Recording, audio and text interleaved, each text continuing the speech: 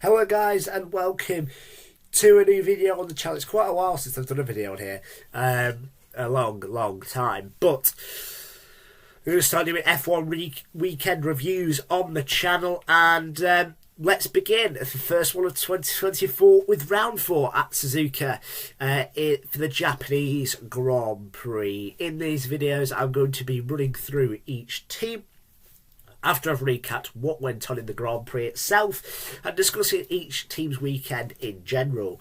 I will also, at the end of the video, be reviewing the championship standings to basically shape up what it is towards the next round in China. But for now, let's talk about the race itself and begin with the Japanese Grand Prix itself then. And I thought, to be honest with you, I don't know about you at home, but for me, I thought it was quite a thrilling race. And in truth, I thought, there was great battles throughout the track, a lot of overtakes, a lot of strategic calls that really reshaped the race and really put the race on an edge. And in terms of different positions, other than out front with Max Verstappen and Red Bull, but I thought it was a pretty decent race when all is said and done. And in the end, I gave it a bit of a spoiler there, but Max Verstappen won again. He returns back to winning ways after retiring in Melbourne with a brake failure. And, he really came back and stole the show. He topped FP1, he topped FP3, he topped qualifying and won the race on Sunday by over 12 seconds. He finished ahead of his teammate his teammate isn't Charles Leclerc, his teammate Sergio Perez. And Red Bull 1-2. It's a Red Bull 1-2 in the first and final practice session, as well as qualifying in the race. A great weekend for Red Bull when all said and done. Carlos Sainz finished third for his third time of the season being on the podium in the 3 races he's competed in. Charles Leclerc finished 4th and got driver of the day. A good weekend for Ferrari. Lando Norris finished 5th, had a former McLaren driver in Aston Martin colours. Fernando Alonso, George Russell got ahead of Oscar Piastri on the final lap after being frustrated behind the train of Alonso and Piastri. But Russell could only get ahead of Piastri. He was 7th, Piastri was 8th, Lewis Hamilton was 9th, and Yuki Tsunoda got a top 10 finish in his home Grand Prix, the first Japanese driver to get points on the home Grand Prix since Kamui Kobayashi did it for Sauber in 2012. That was pretty much it, with the retirement at the start of the race between Albon and Ricciardo. 2 retirements at the start of the race between Albon and Ricciardo, both of them coming together, bringing out an immediate red flag. Zhou Guanyu was the other driver who failed to finish due to him having electronical issues. That was the race, and let's touch now on each team in particular, beginning with the current championship leaders and reigning champions, Red Bull Racing. Let's have a look and see how they got on. So let's discuss Red Bull then. After what was an unusually difficult weekend in Melbourne, obviously Max Verstappen retiring with a brake problem, as I mentioned earlier, with Sergio Perez finishing outside the top 4. Behind both Ferraris and McLarens. However, there was no fault in Red Bull this weekend. Absolutely dominant. As I mentioned, the top 2 practice sessions with the top 2 places. We got a front row lockout in qualifying. They started the race on the front row, maintained positions up until the red flag, restarted and maintained positions after that.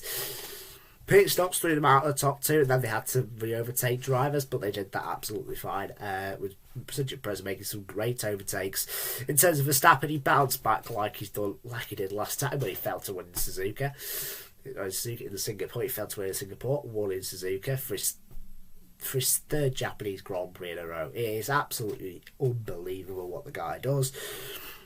Really strong performance from Max, as we've become used to at this point. A really strong weekend. Won by over 12 seconds to his teammate Sergio Perez, who I thought had a really good weekend in truth. He maintained good pace. He was so close to Verstappen really in qualifying, less than a 10th. And when you consider the amount of stick the guy's been getting for not keeping in pace with Verstappen, to qualify that close to him was very decent indeed. With Sergio Perez, he did what he needed. He does what he's needed to do. Finishing second by Verstappen. No one in the right mind really too much expected him to beat Max Verstappen, but fair play to him. He did really well. He finished second where he's needing to do, what Red Bull are asking of him, and delivered. Great job from Checo. Second place. And Max Verstappen won. Once again, a top weekend for Red Bull. Now on to Ferrari. Now Ferrari, and another good weekend for them. Not on the same pace as Red Bull, like they were in Melbourne, where it was a 1-2 for Ferrari. They weren't able to repeat similar feats this time around. However, when all said and done, they did a really good job, I thought. Sainz came home in third.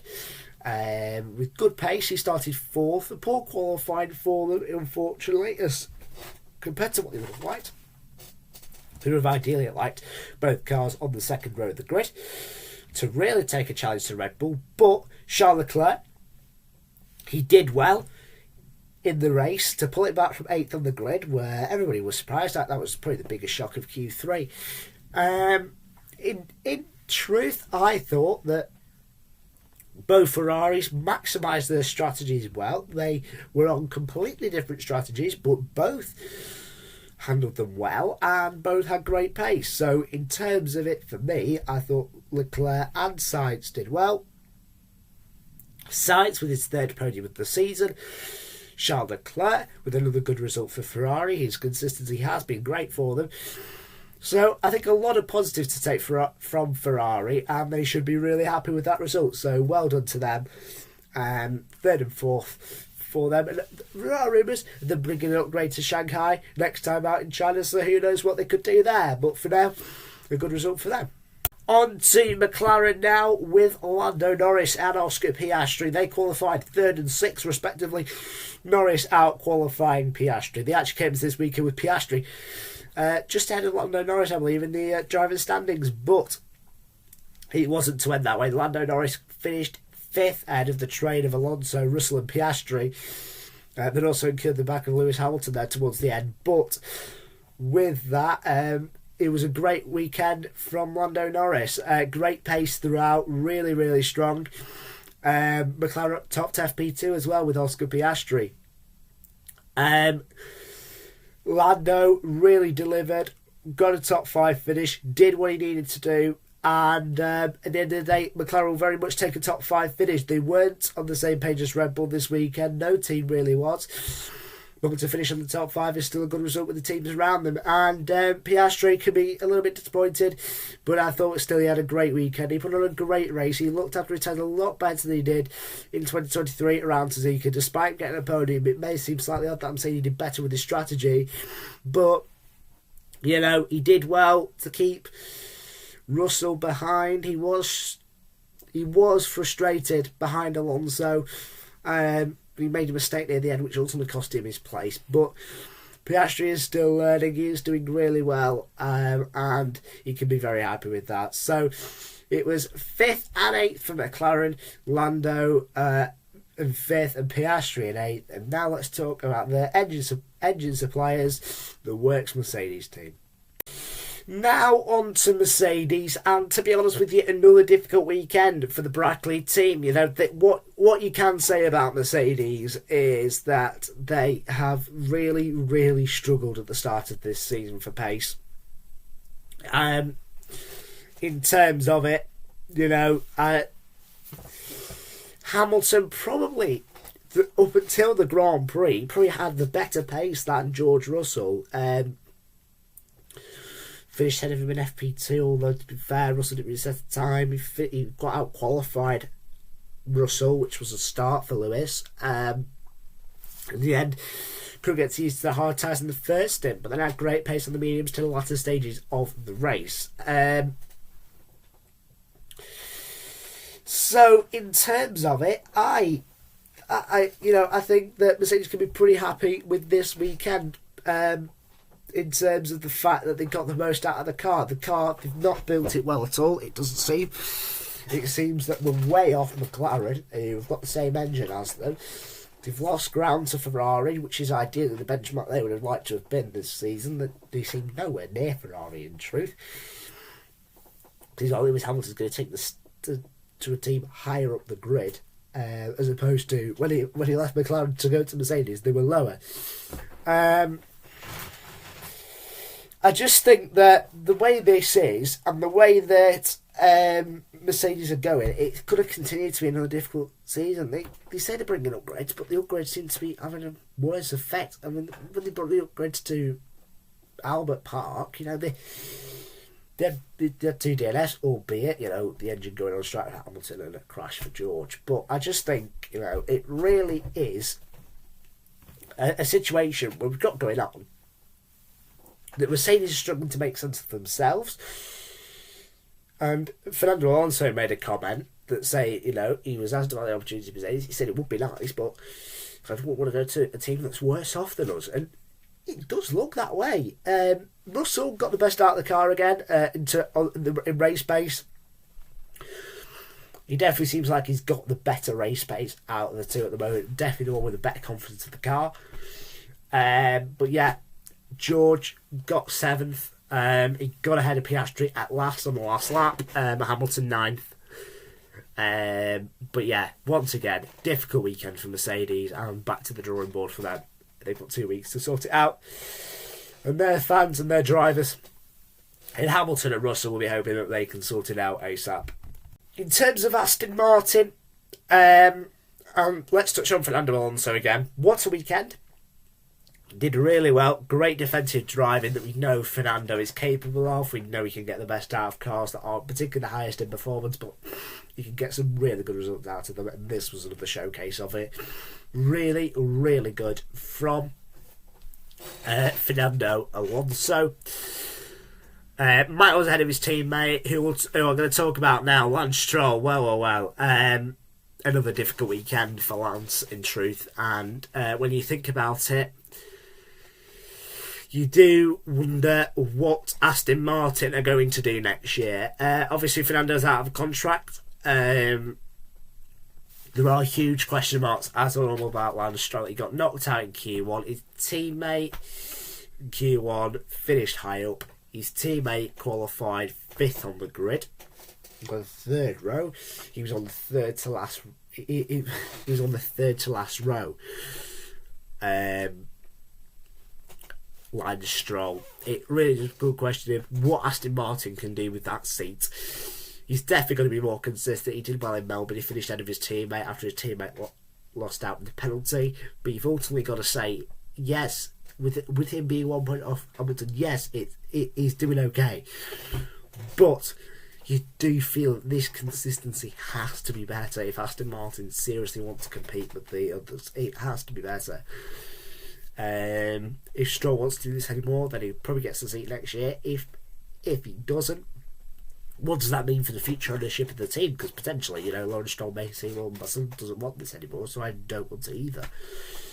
Obviously, Felipe Drugovich is still sat waiting in the wings. What is going to happen to him? Will he get a chance? But which driver will he come in for? Will Fernando move? Will Fernando stay? But Aston Martin with points again, but only one driver in the points. Lance Stroll finishing 12th, Alonso 6th. Lance Stroll ended up finishing behind Tsunoda and Hulkenberg.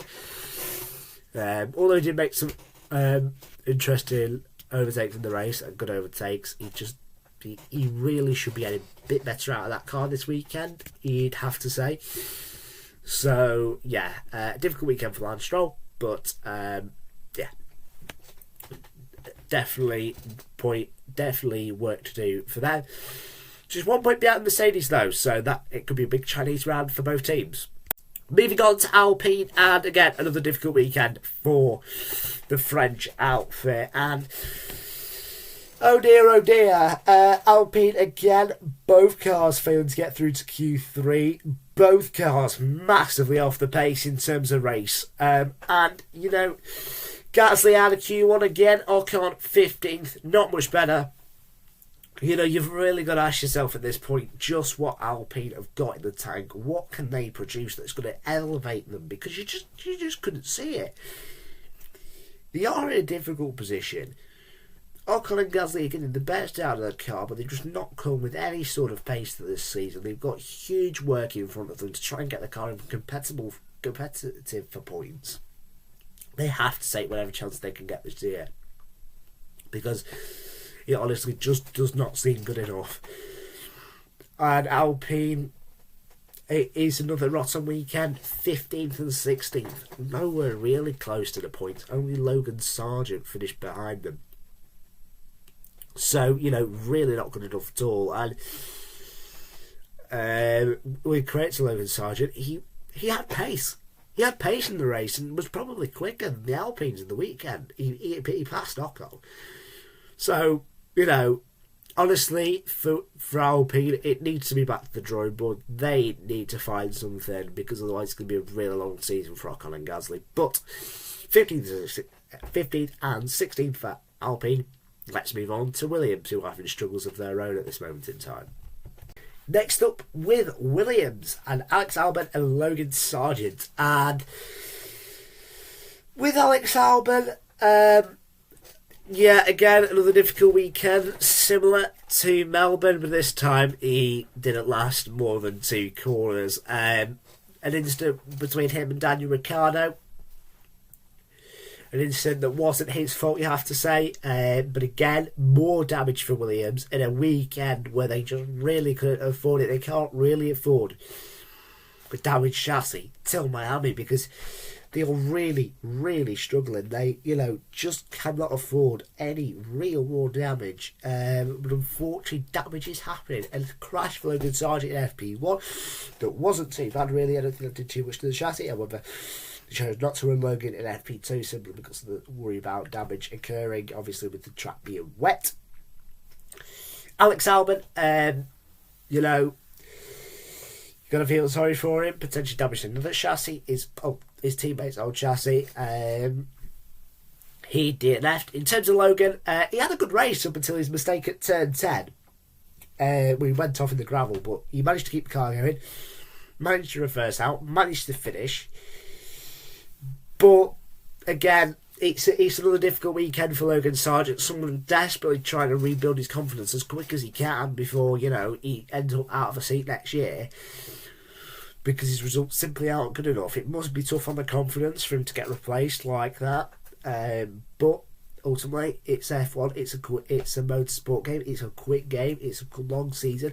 He's got to pick himself up and hopefully he can recover what he can. But once again, Williams left, leaving a track with a lot of work to do before China in 2 weeks' time. But again, another difficult weekend for James Vowles and his team. On to Visa RB now, and we will touch on Yuki Tsunoda and Daniel Ricciardo. And, well, it's Yuki Tsunoda's home Grand Prix, and what great pace it was. But first, Daniel Ricciardo. A lot of discussion's been going on this weekend about Daniel Ricciardo and the pressure on his head right now. The pressure in that seat. His performances have been way off his teammates. The questions, as they often do with these RB and previously AlphaTauri and previously Toro Rosso that fly around, is the driver's not good, Helmut Marko will take action and replace. But it is too early yet for me, I think, to consider a replacement. I think a quality driver like Daniel, who's got the experience that he has, can definitely can provide performances in his career to suggest that he can get the best out of that car. He missed FP1, which left him with a lot of time to gain track experience. Yumu Iwasa took his seat in FP1, the first of the young driver / development driver tests that have to happen across the course of the season. And he took the place of Ricciardo Iwasa. He finished 16th. And obviously there's all these rumours about Ricciardo and potentially Lawson coming in. Could that be affecting his mind? But he's got to put that behind him, or before you know it, he could find himself out of a drive. It really is that simple. And he's just got to just get on with it and just hope he can provide a good performance next time out to really put the doubts aside. As for Yuki, he's had a tremendous start to this season, and it continued at Suzuka. A really, really good performance. And, you know, his soft tyre at the restart didn't quite work out. It wasn't able to work for Yuki, but he had great pace on the hard and put in a fantastic job in qualifying to get through to Q3. With fairness to Daniel, he was closer to Yuki this weekend, but Yuki still had the edge on him, and he put in a P10 performance, and maybe, just maybe, Yuki might be considered for the Red Bull seat next year. It is a tremendous performance from Yuki to finish in 10th position. And to get another point for the team outside of the drivers that have driven for the top 5 teams this year. He has got the most points. He's doing a tremendous job. He's got the entire 7 points, which is good enough to sit them at 6th in the standings at this moment in time. And all credit to him. Definitely a super performance from Tsunoda on home soil. He's become the first Japanese driver to secure points on home soil since Kobayashi did it in 2012.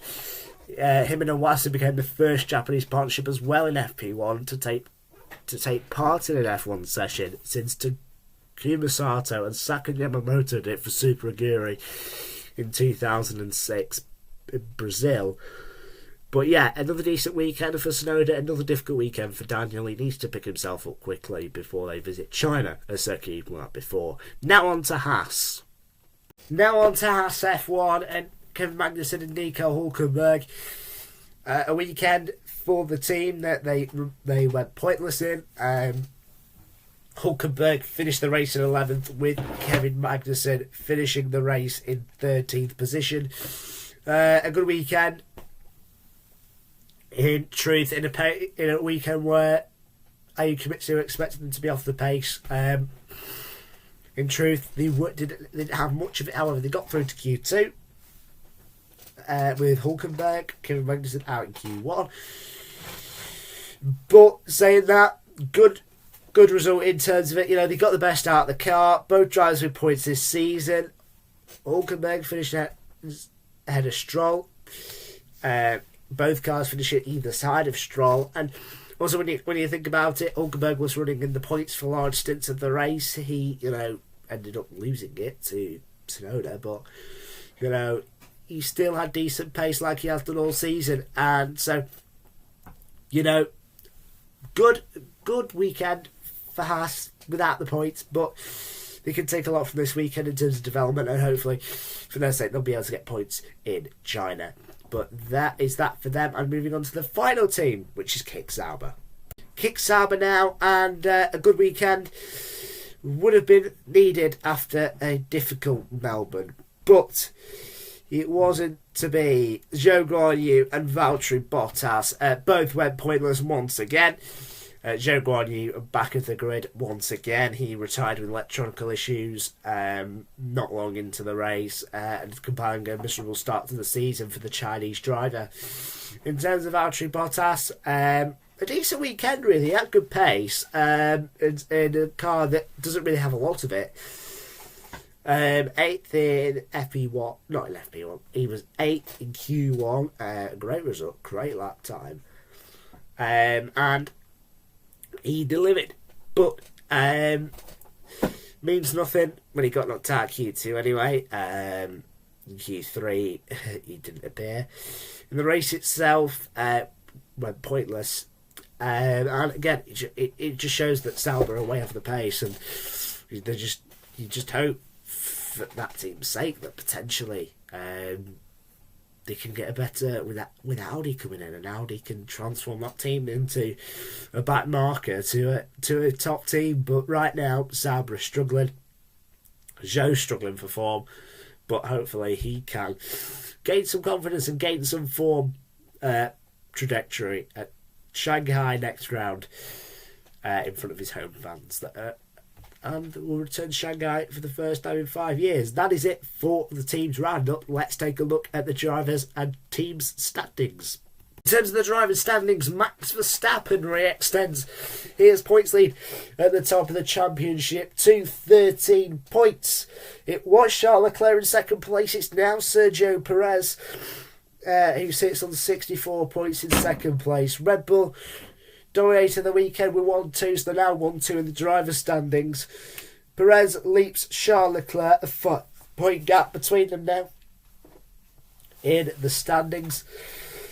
After a great weekend for Checo, Charles Leclerc did everything he could. He is 4 points ahead of his teammate Carlos Sainz, who, despite missing around, is fourth in the standings. It is a tremendous achievement for Carlos Sainz, the only other race winner this season alongside Max. Lando Norris is now 5 points ahead of McLaren's Oscar Piastri.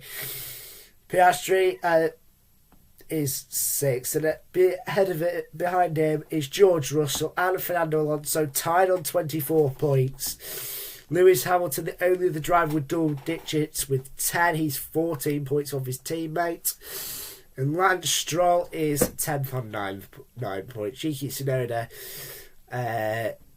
Magnus and Nico Hulkenberg, the only drivers that are, outside the top 5 teams with points. And as we move on to the team standings, like Max Verstappen, Red Bull have re-extended their lead at the top of the championship. The lead is 21 points between Red Bull and Ferrari. Ferrari in second position. Red Bull with a dominant weekend, and over Ferrari would likely pull away anyway. McLaren are 51 points behind Ferrari in third position. They themselves, though, have decent leeway between themselves and Mercedes. Mercedes are 35 points away. Mercedes themselves just 1 point ahead of Aston Martin. That could be huge for the two teams in Shanghai. RB are 6 due to just the 7 points from Yuki Tsunoda. Daniel Ricciardo yet to score. Haas be 7th with 4 points. Both drivers on the points tally there. Williams, Sauber and Alpine with 0 points, and looking for their first point of the season next time out in Shanghai. But that is it for this roundup and this weekend, and what a video to cover a race.